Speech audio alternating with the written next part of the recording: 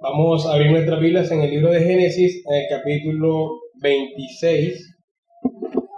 Y vamos a leer del versículo 1 a versículo 14. Génesis 26, versículo 1 a versículo 14. Génesis 26, versículo 1 dice: Después hubo hambre en la tierra, además de la primera hambre que hubo en los días de Abraham. Y se fue Isaac a Abimelech, rey de los filisteos, en Gerar. Y se le apareció Jehová y le dijo: No desciendas a Egipto, habita en la tierra que yo te diré. Habita como forastero en esta tierra, y estaré contigo y te bendeciré, porque a ti y a tu descendencia daré todas estas tierras, y confirmaré el juramento que hice a Abraham tu padre. Multiplicaré tu descendencia como las estrellas del mar, y dará a tu descendencia todas estas tierras, y todas las naciones de la tierra serán benditas en tu simiente. Por cuanto oyó Abraham mi voz y guardó mis preceptos, mis mandamientos, mis estatutos y mis leyes. Habitó pues Isaac en Gerar, y los hombres de aquel lugar le preguntaron acerca de su mujer, y él respondió: es mi hermana, porque tuvo miedo de decir: es mi mujer, pensando que tal vez los hombres del lugar lo matarían por causa de Rebeca, pues ella era de hermoso aspecto. Sucedió que después que él estuvo allí muchos días, Abimelech, rey de los filisteos, mirando por una ventana, vio a Isaac que acariciaba a Rebeca, su mujer. Y llamó a Abimelech a Isaac y dijo: he aquí, ella es de cierto tu mujer. ¿Cómo pues dijiste: es mi hermana? E Isaac le respondió: porque dije: quizá moriré por causa de ella. Y Abimelech dijo: ¿por qué nos has hecho esto? Por poco hubiera dormido alguno del pueblo con tu mujer, y hubieras traído sobre nosotros el pecado. Entonces Abimelech mandó a todo el pueblo diciendo: el que tocare a este hombre o a su mujer, de cierto morirá.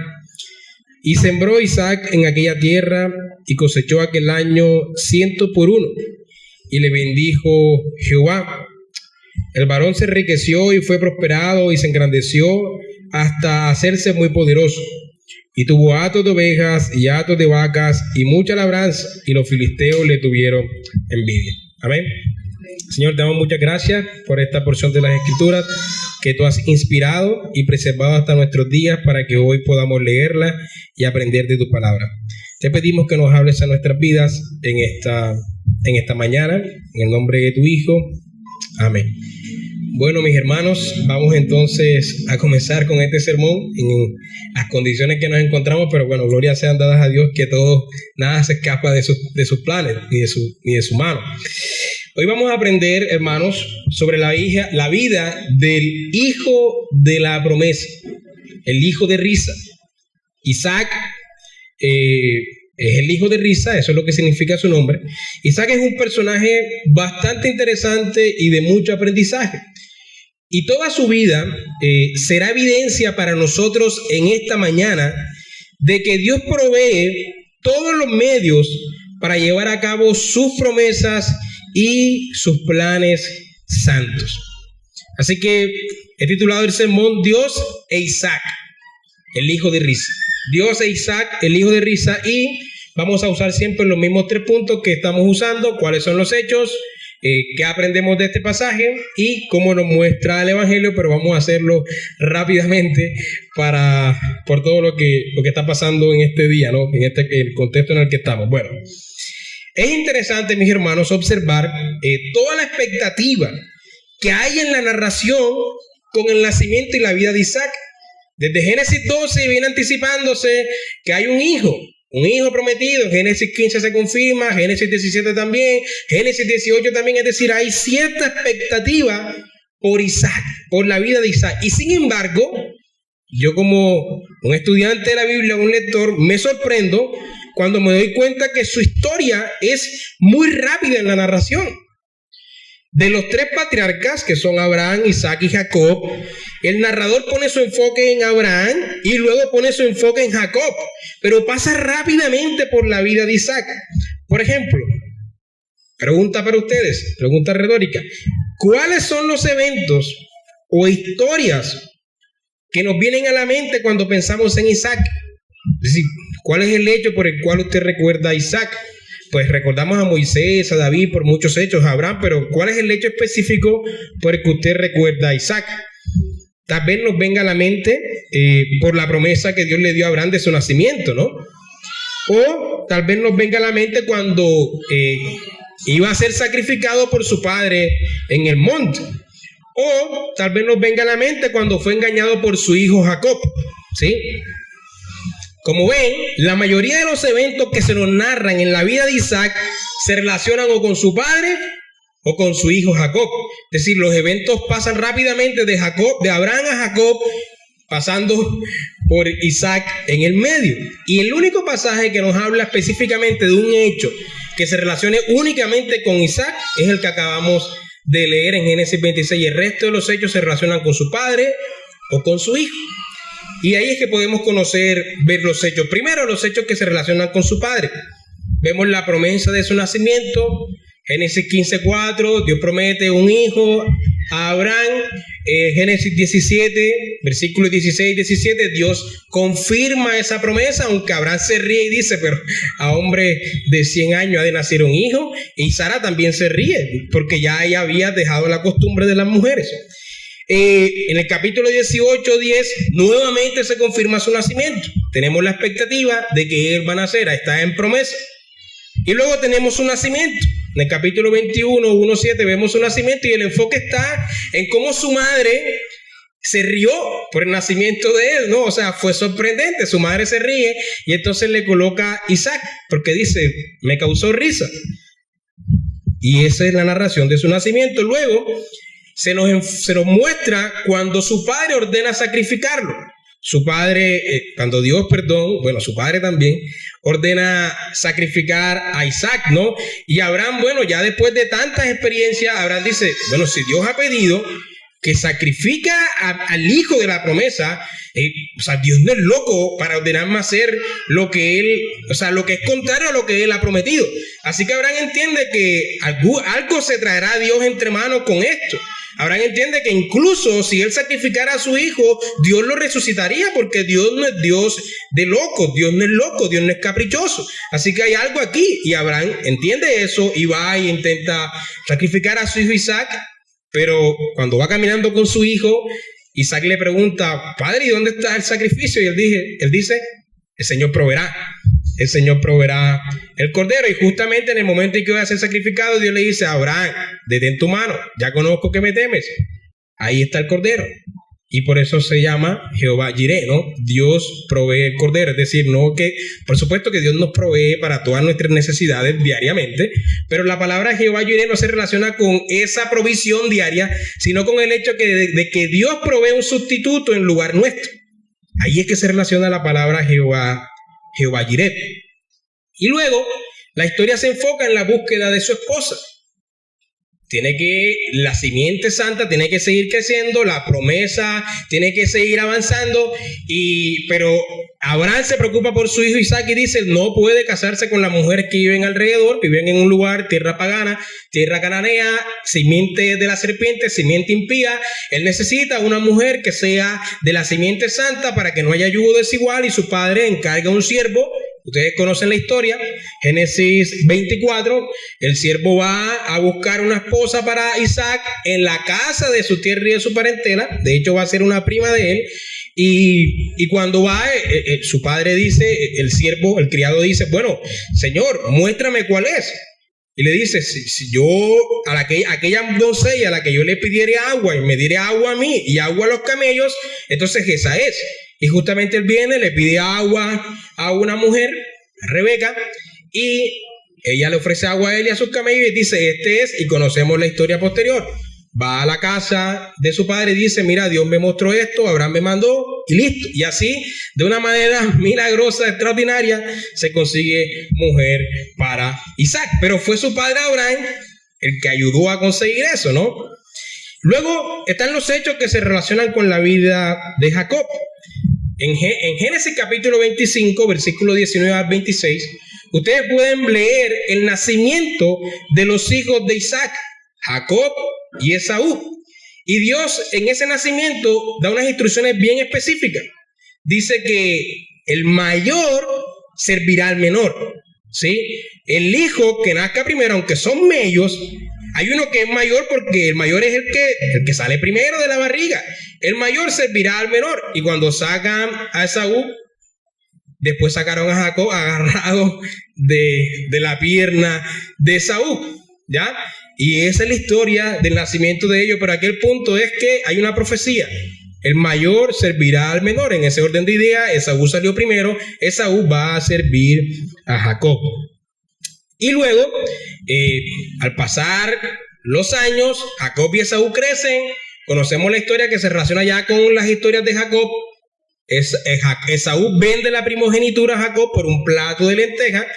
Y llegó el día en el que Isaac ya estaba lo suficientemente viejo, de hecho no podía ver de lo viejo que estaba, e Isaac tenía que bendecir a uno de sus hijos, iba a bendecir al primogénito, pero Isaac se había empecinado en bendecir al mayor, del que más se agradaba a él, que era Esaú, desobedeciendo la promesa que Dios había dicho, o las instrucciones que Dios había dicho, que el mayor serviría al menor. Y Abraham quiere bendecir a Esaú y le dice: ves, hazme un guiso, casa, hazme un guiso y yo te bendeciré. Y salió a cazar, y Rebeca, que tenía más aprecio hacia su hijo Jacob, de cierta manera, o más bien, que había entendido la promesa de Dios de que el mayor serviría al menor, le dice a Jacob: ves y reclama la bendición. Y ellos traman toda una escena, ¿no?, increíble, donde él se pone velludo así como yo, y se pone un poco de vello, y se pone las ropas de Isaac y va, y su papá, como no ve, solamente huele, dice: la voz es de Saúl, pero el olor y los vellos son de Jacob. Perdón, al revés. La voz es de Jacob, pero los vellos y el olor es de Saúl. Y aún así, lanza la bendición, y la bendición la recibe Jacob a través del engaño. Y luego, cuando Esaú viene a reclamar la bendición, le dijeron: no, si ya tu bendición se la llevó Jacob. Y la única bendición que tiene Isaac para Esaú es que servirá a Jacob. Y es bien interesante cómo a través de este engaño, pues se cumplen los propósitos divinos, ¿sí? Porque el mayor debía servir al menor. Y luego los hechos propios, vemos el único hecho propio, los únicos dos hechos propios que se relacionan con la vida de Isaac en sí, solamente Isaac, es cuando él va a Gerar, el pasaje que leímos. Y es bien interesante que ese pasaje es como un mini resumen, ¿no?, de la vida de Abraham. Va a un lugar, tiene miedo de su mujer, dice que es su hermana, cosa que hizo su papá 2 veces.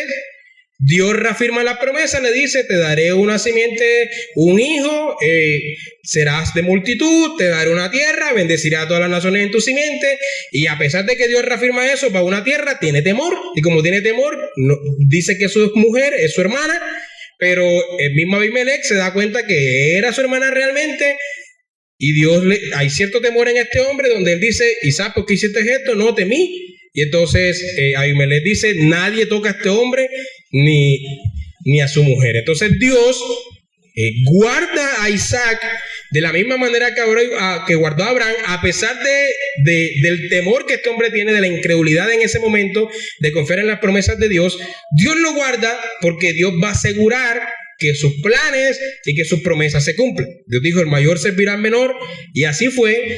Y Dios dijo: yo bendeciré a Abraham, de su simiente saldrá multitud, y Dios va a proteger incluso a Isaac, porque Dios se lo prometió a Abraham.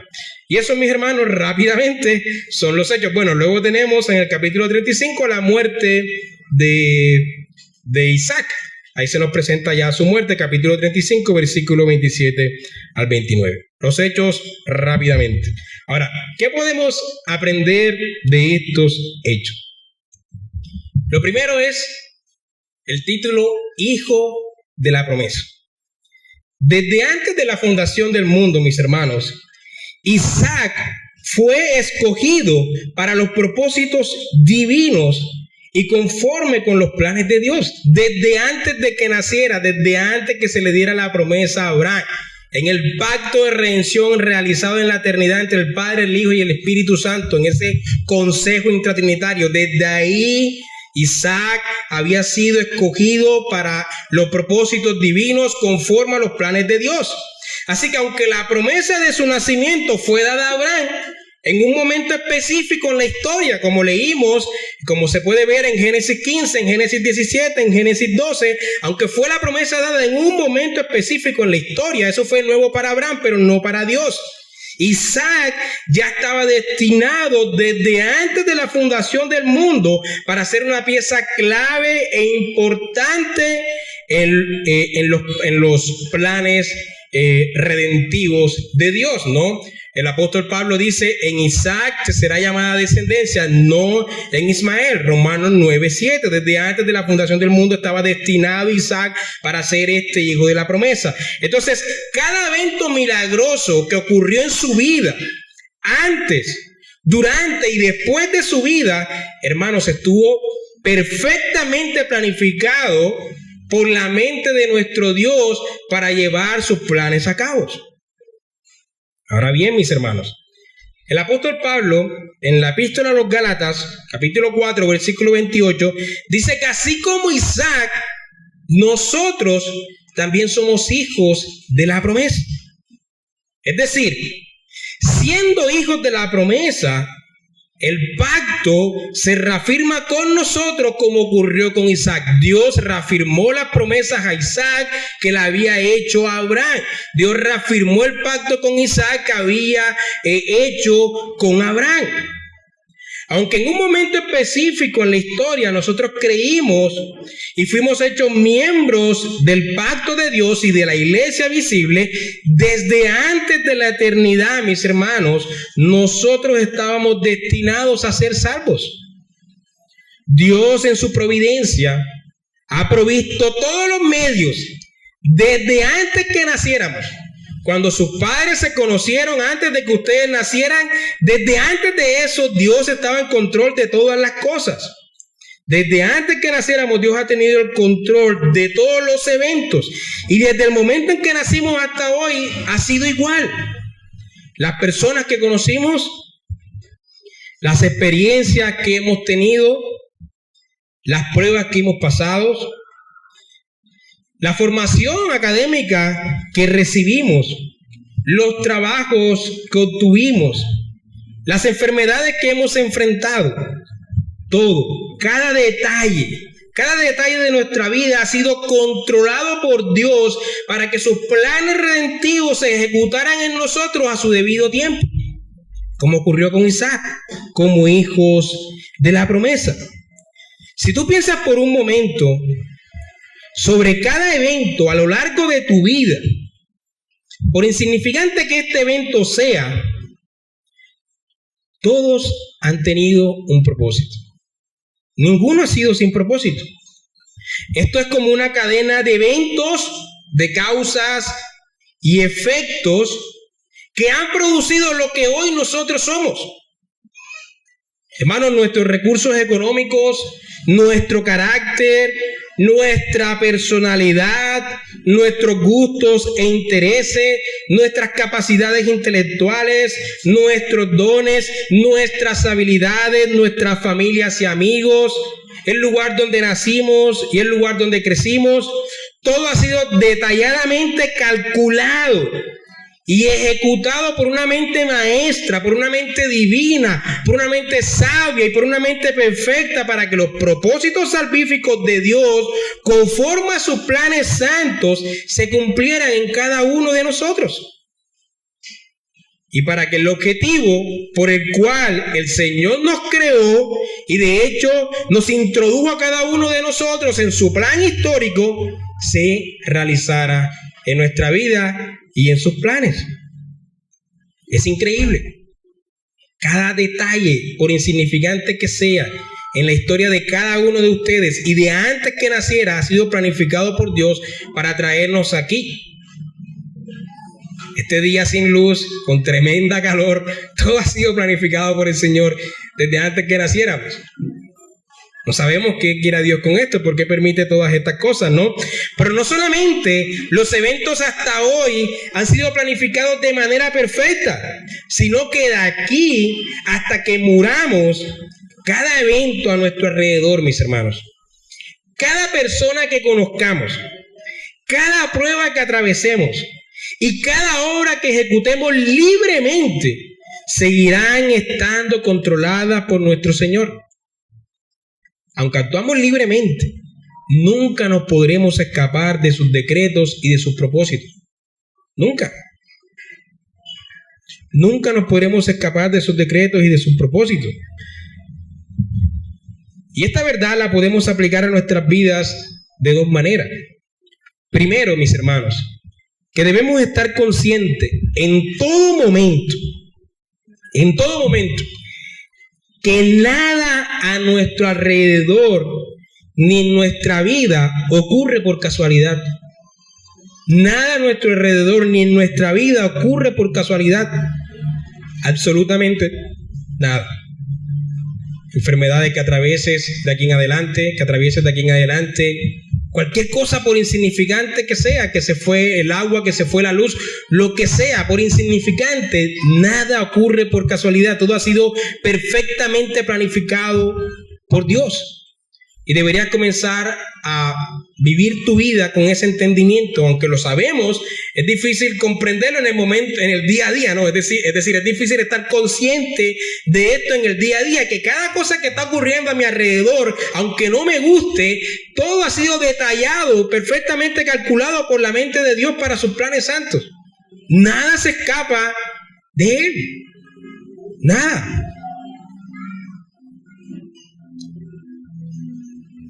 Y lo segundo, hermanos, es que nada que nos ocurra, aunque no podamos entenderlo, nos podrá separar del amor de Dios.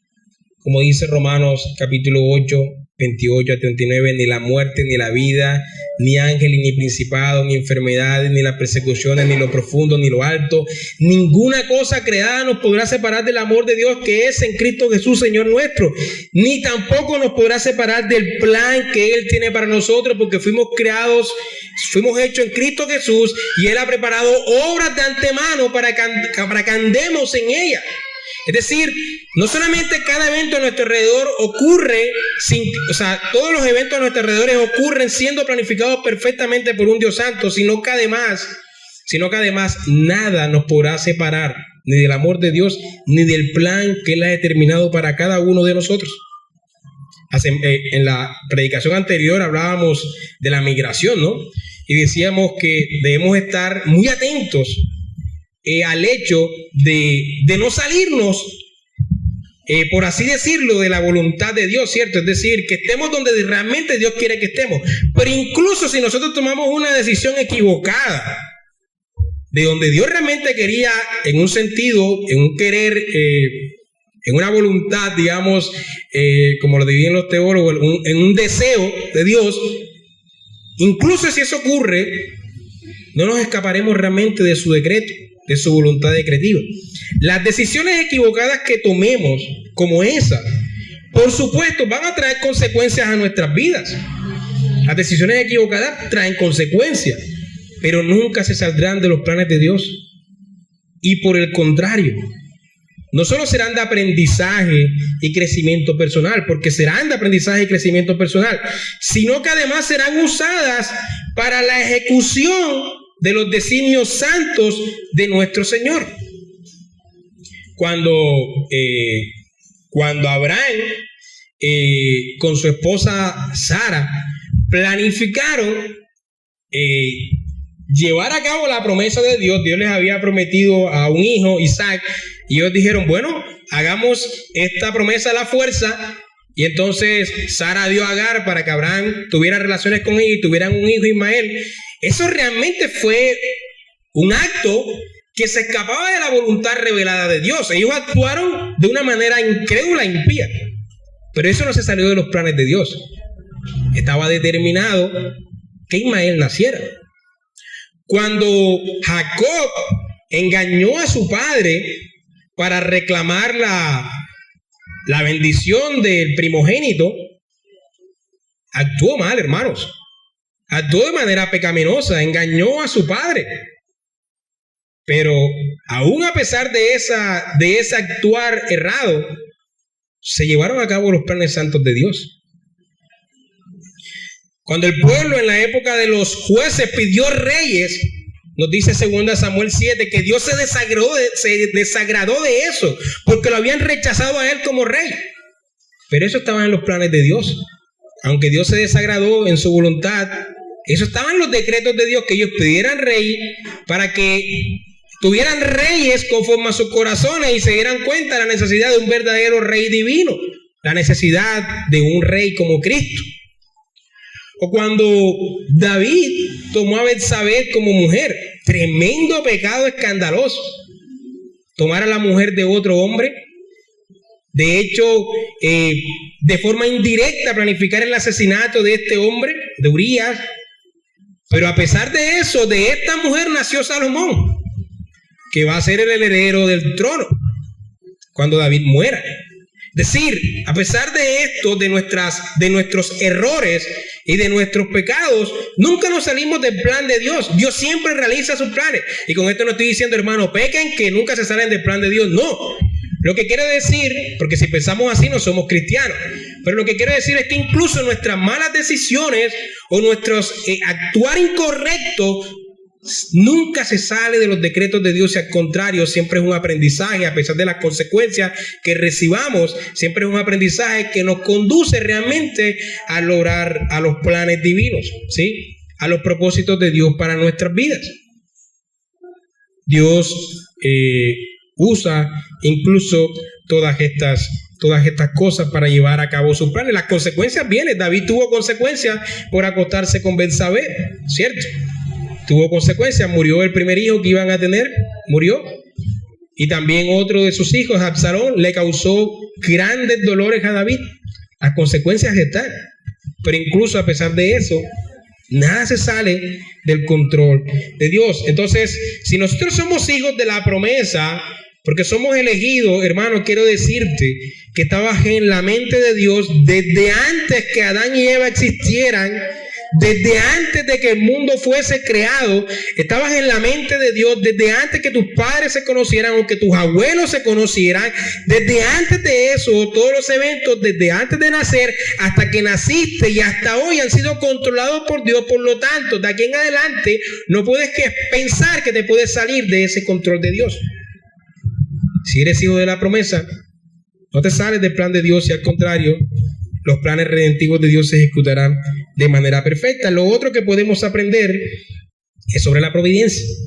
Mis hermanos, Dios en su providencia conduce todos los medios, sin excepción, todos los medios para la ejecución de sus promesas. Es decir, mis hermanos, como dice el apóstol Pablo en Filipenses, el que comenzó la buena obra la terminará. Y toda la vida de Isaac es evidencia de ello. Es evidencia de que Dios lleva sus planes a cabo. Pensemos en su nacimiento.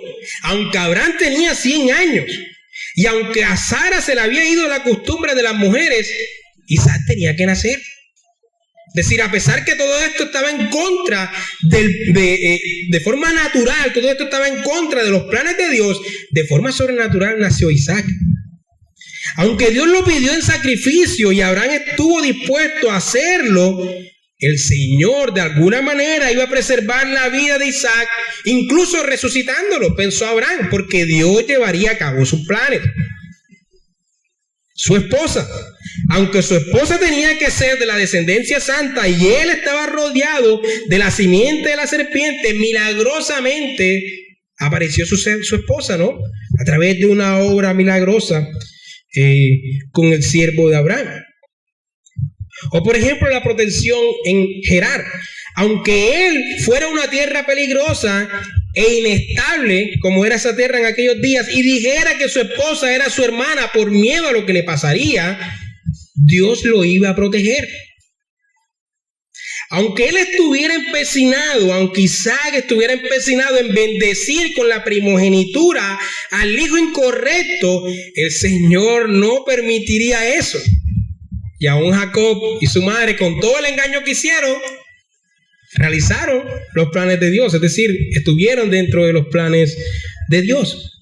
Así que todos estos eventos ocurrieron de manera milagrosa y extraordinaria en la vida de Isaac, porque nada se puede escapar de la voluntad y del decreto de Dios. El mismo Señor, mis hermanos, que predestinó todas las cosas, se asegura que sus planes se realicen conforme a sus designios eternos. Dios no solo da la promesa, sino que provee los medios para que esas promesas se cumplan incondicionalmente.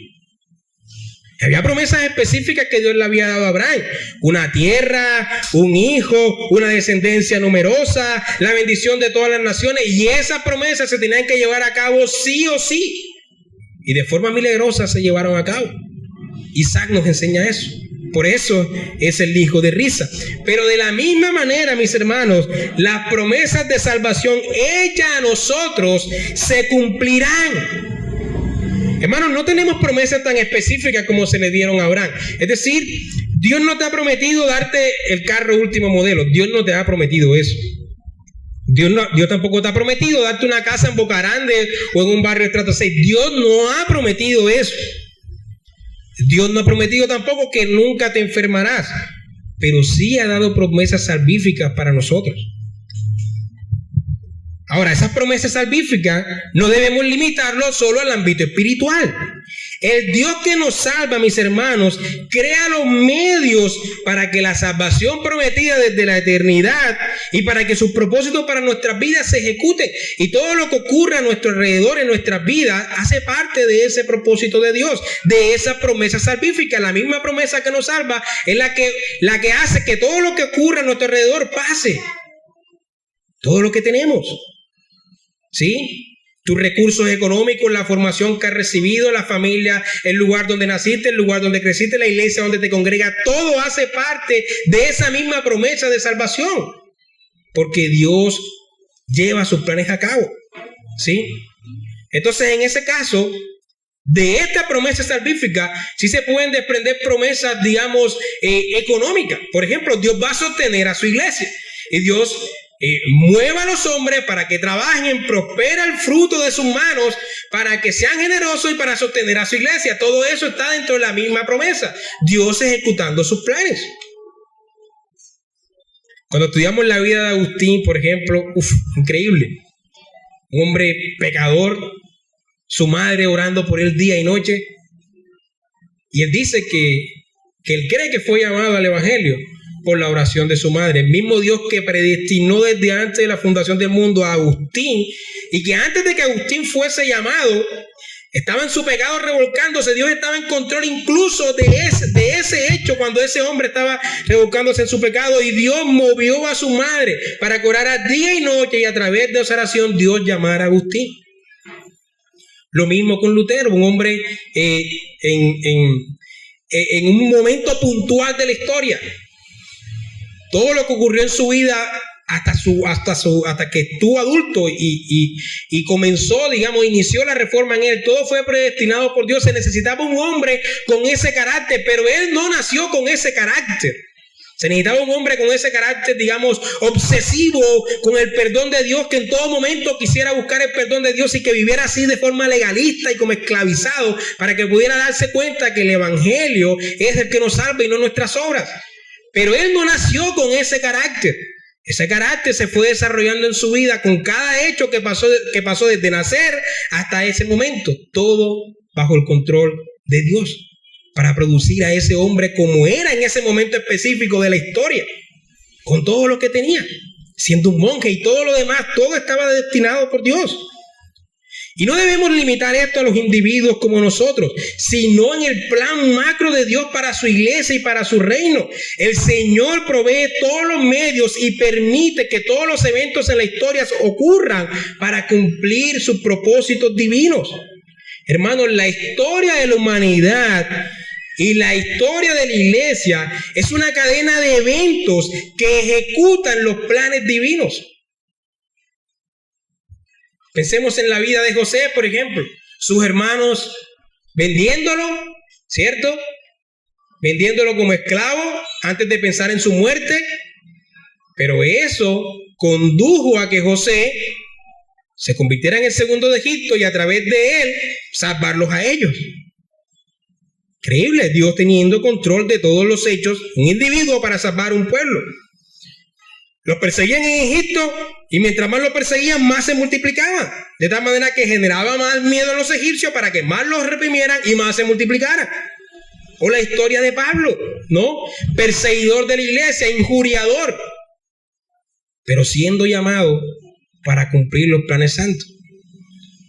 Antes de que fuese llamado, ese Pablo perseguidor e injuriador no estaba fuera de los controles de Dios, del control de Dios. Dios permitió eso para hacer de Pablo lo que Pablo fue en la iglesia. La persecución en la iglesia primitiva, como en Egipto, mientras más perseguían al pueblo, más crecían.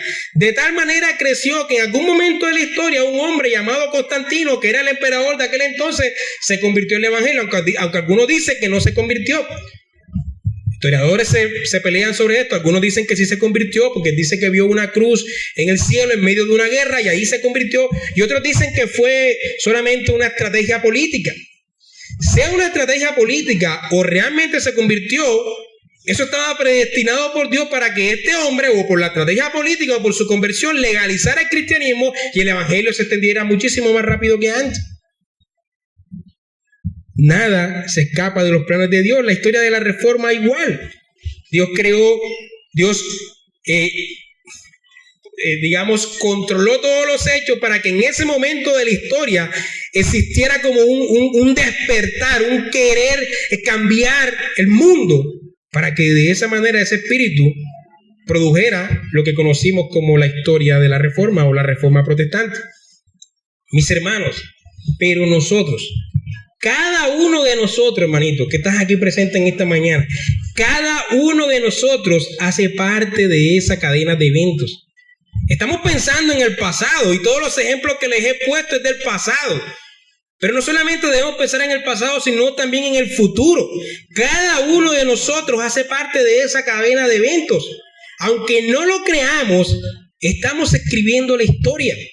En 200 años se hablará de los eventos que ocurrieron en nuestros días. En 200 años en la ciudad de Cartagena se registrará la historia de las iglesias reformadas de esta época. Muchos pasaremos desapercibidos, por supuesto, como muchísimos hombres en todos estos siglos que nos precedieron pasaron desapercibidos.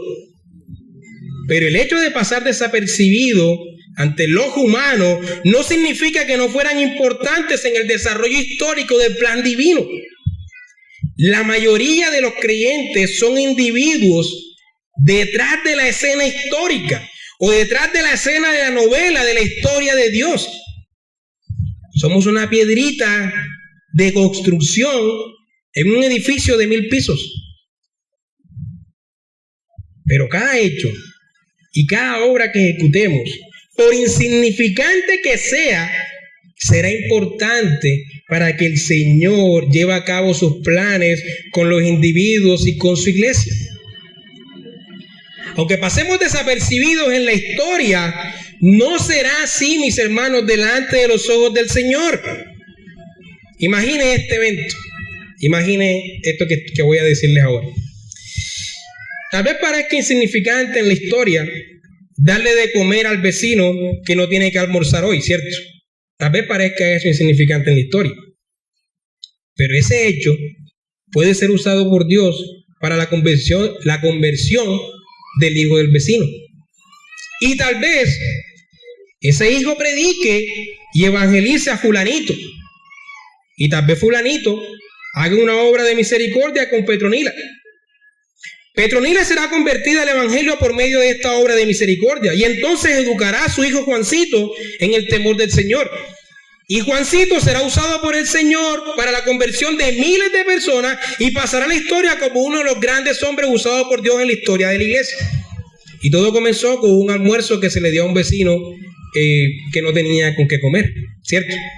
Eso es lo que me refiero con una cadena de causa y efecto. Nosotros hacemos parte de esa cadena. Y cada hecho, por insignificante que hagamos, puede conducir a eventos significativos.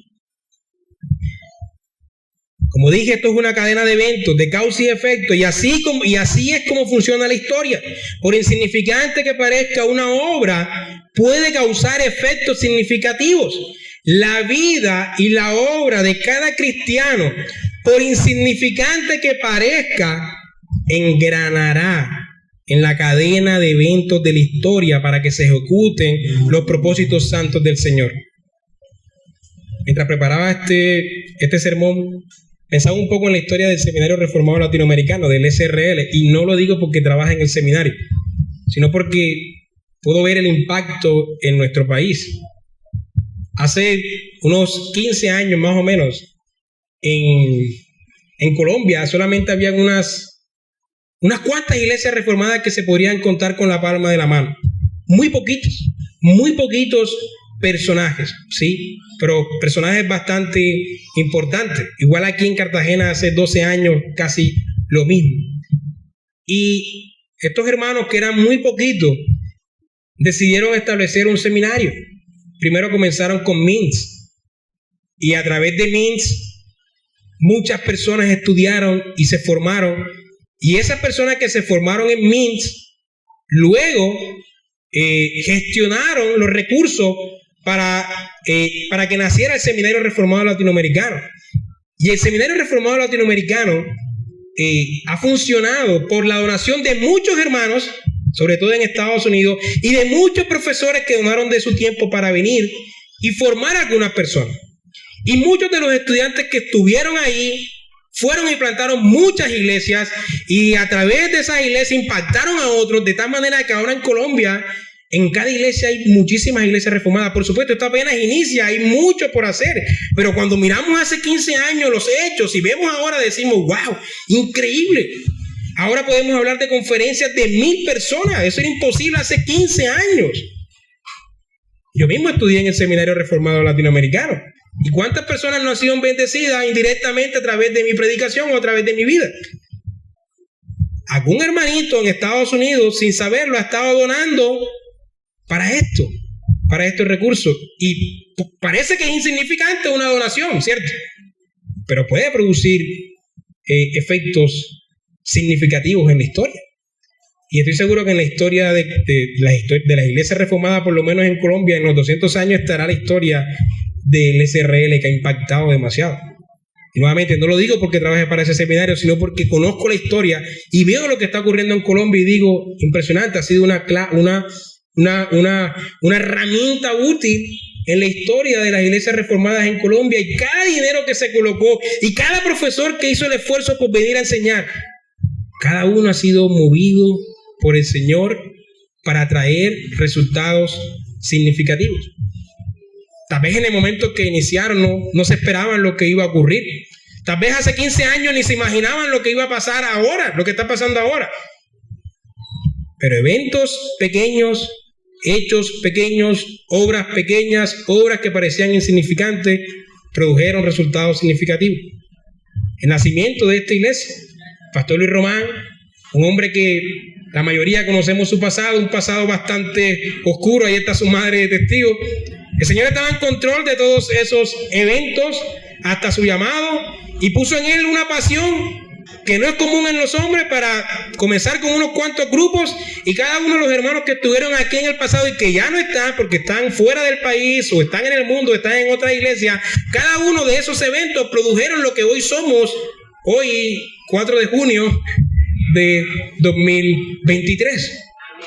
Cada evento es importante, cada obra es importante. Los cristianos somos parte de esta cadena de eventos como hijos de la promesa. Y como dijimos al principio, mis hermanos, toda la vida de Isaac fue evidencia para nosotros, o es evidencia para nosotros, de que Dios provee todos los medios para ejecutar sus promesas y sus planes santos. Su nombre significa hijo de risa, ¿no? Pero ese nombre resume muy bien toda su vida, no su nacimiento milagroso. Resume muy bien toda su vida. Todo lo que ocurre en su vida es milagroso, el hijo de risa. Solo nos podemos reír al estudiar toda su historia, porque Isaac nos enseña sobre las maravillas y milagrosas formas de actuar de nuestro sabio Dios. Y en esta manera misteriosa e inesperada de ejecutar sus designios, Esta manera misteriosa e inesperada de Dios para actuar y ejecutar sus planes santos, mis hermanos, silencia y hace vano el razonamiento de los incrédulos, pero hace reír a sus santos. No solamente la vida de Isaac nos causa risa por el obrar divino, sino que cuando pensamos en nuestras propias vidas y si ponemos atención a cada uno de los detalles en nuestras propias vidas y vemos cómo los diferentes eventos a nuestro alrededor han hecho lo que hoy somos y cómo el Señor ha actuado de manera extraordinaria, hermanos, también nos reiríamos de las maravillas de Dios. Si prestamos atención a lo que ocurre a nuestro alrededor todos los días, veremos los milagros del Señor obrando todos los días en nosotros. Así que como Sara solo podemos reírnos por su santa y magnífica providencia. Nos podemos reír. ¿Cómo esta historia nos muestra el Evangelio y a Cristo? Hermanos, porque Cristo es el verdadero hijo de risa. Su nacimiento milagroso su nacimiento como el de Isaac, una mujer virgen, su vida sin pecado a pesar de que fue tentado en todo, sus enseñanzas, todos los milagros que ejecutó en su vida, su muerte, su resurrección milagrosa, su ascensión. Todo nos habla de la providencia de Dios. Todos los eventos en su vida estaban relacionados en una cadena para que los planes de Dios Trino se ejecutaran. El Evangelio y su cruz era piedra de tropiezo para los judíos. Eso es lo que dice Pablo. Era piedra de tropiezo para los judíos porque ellos esperaban otras cosas de Cristo. Y además era locura para los griegos. Callaba el razonamiento de los griegos. No podían entender eso en sus vanos razonamientos. Silenciaba su incredulidad. Hermano, porque Dios en su misteriosa providencia actúa de maneras inesperadas para silenciar y hacer vano el razonamiento de los incrédulos. Y como les dije, para hacer reír a sus santos. Por ese actuar maravilloso en cada evento a nuestro alrededor. Cristo es ese verdadero hijo de la promesa. Las expectativas con Isaac, esas expectativas del nacimiento de este joven, de este niño, cuando nace la vida pasa rápidamente a Jacob y uno queda, pero tanta expectativa y la vida de Isaac fue muy rápida. Es porque esa expectativa hay en su cumplimiento en Cristo. Cristo es ese verdadero hijo de la promesa. Como dice Gálatas capítulo 36, en sus simientes serían benditas todas las naciones, pero no dicen las simientes como si hablase de muchos, sino en la simiente, hablando de uno, el cual es Cristo. De él vendría la tierra prometida, que es el mundo entero. De él vendría una numerosa descendencia para Abraham, no solamente física, sino la que es por la fe, porque todos los que son de fe son hijos de Abraham.